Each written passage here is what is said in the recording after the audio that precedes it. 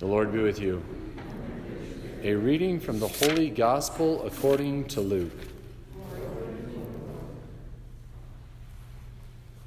Someone in the crowd said to Jesus, "Teacher, tell my brother to share the inheritance with me." He replied to him, "Friend, who appointed me as your judge and arbitrator?" Then he said to the crowd, "Take care to guard against all greed.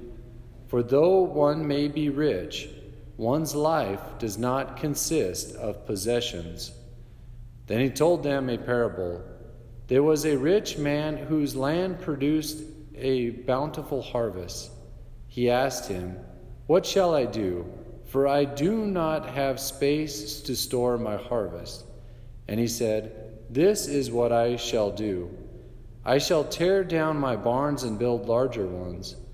There I shall store all my grain and other goods. And I shall say to myself, 'Now, as for you, you have so many good things stored up for many years. Rest, eat, drink, and be merry.' But God said to him, 'You fool, this night your life will be demanded of you. And the things you have prepared, to whom shall they belong?' Thus it will be for the one who stores up treasure for himself, but is not rich in what matters to God." The Gospel of the Lord. Praise to you, Lord Jesus Christ. So back in the 16th century, during the Protestant Reformation, the kind of battle cry of Martin Luther and company was, "We are not saved by works. We're saved by faith alone."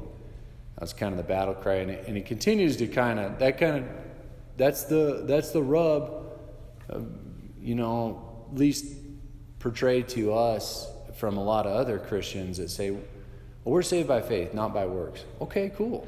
I agree, we're not saved by works. That's never been the Catholic position. So there was, in let's say the last 30 years, kind of an ecumenical gathering by mainly mainstream Protestants, I think Lutherans and the Catholic Church, to kind of let's talk about this theologically. And they actually came to an agreement that we're not saved by faith and we're not saved by works. We're saved by grace.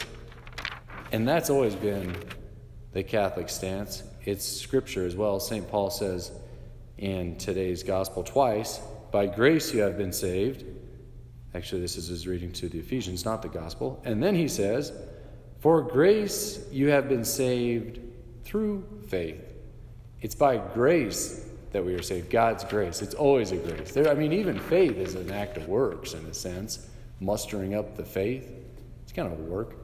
It's God's gift. It's God's grace that saves us. Yes. Does it take faith to unlock that grace? Yes. Does it take works that then put that grace into action? Yes, that's Scripture. It's by grace initially that we're saved, though, so it turns out we're on common ground. That's a beautiful thing, and it's just good for us to know where we stand, theologically, and then the common ground that we stand with all our brothers and sisters. So may we know first in our hearts, and then proclaim to the world that it's not by faith that we're saved, nor by works that we're saved, but by grace that we are saved.